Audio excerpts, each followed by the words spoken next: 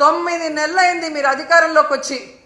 Majority సీట్లు మీకున్నాయని గొప్పగా చెప్పుకుంటున్నప్పుడు 11 సీట్లను ఎక్కిరించే మీరు 11 సీట్లున్న జగనన్నకి ప్రతిపక్ష హోదా ఇవ్వడానికి ఎందుకు భయపడుతున్నారు?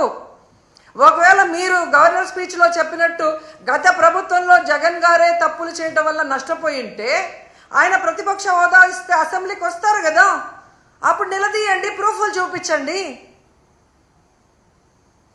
అంటే మీ పచ్చ మీడియాలో మీరు మాట్లాడే మాటలంతా కూడా అబద్ధాలు. కేవలం జగన్ని బ్యాడ్గా చూపించడానికి మీరు ప్రయత్నం చేశారు. అదే అసెంబ్లీలో అయితే ప్రూఫ్లతో కూడా చూపించాలి.